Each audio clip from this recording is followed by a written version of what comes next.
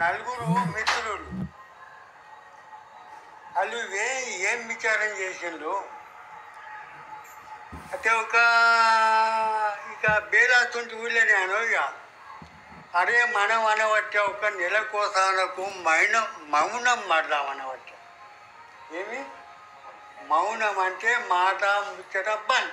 ఒక నెల మన నలుగురం కూడి మనము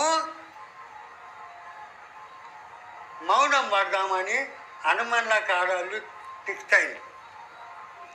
అది అన్నీ ఒక నెల రాషన్లు అవి ఇవి ఏం కావాలి అవన్నీ దగ్గర చేసుకున్నారు. వాళ్ళు ఆనాడు అన్ని మౌనము వాళ్ళు అట్టుడు చురి చేసింది. వాళ్ళు సదాల అప్పుడు లైట్లు లేకుండా దీపాలు ఉండే సదాల వాళ్ళగానే మాట లేదు.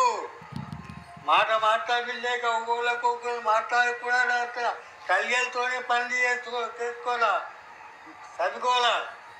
ఇట్లా కాంగా ఒకనాడు వాళ్ళు తదంగా దీపెంగు తిరిగిపోయింది. ఇక అందరూ తప్పుడే ఊరు మాట తీయవనికినారు. చక్క తప్పదాకా ఒక్కోళ్ళు కానిపోయకుంటే అయిపోయారు. అది ఏమనబట్టే చీకటి అయింది. ఒక్కోడు కూడా మరి ఆ దీపంలో నూనె ఉన్నదో పోయిందో ఒక్కోడు కూడా దీపం ముట్టిస్తాను అంటలేరు అనబట్టి ఒకడు మాట్లాడా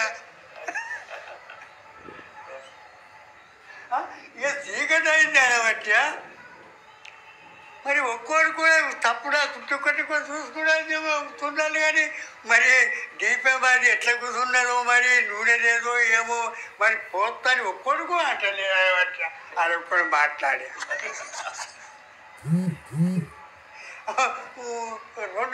రెండో వాళ్ళు అనబట్టి అరే మంటుడే గాలి ఉన్నది గాలి అంటాడు.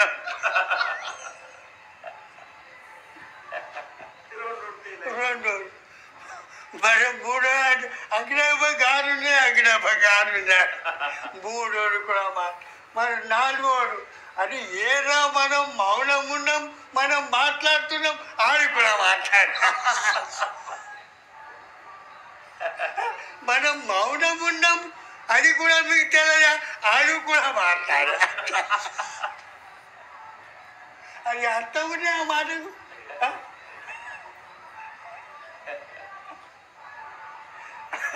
అందుకు మనము ఏదన్నా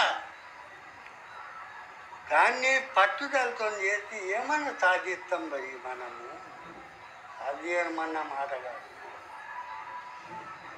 పట్టుదల కాదు.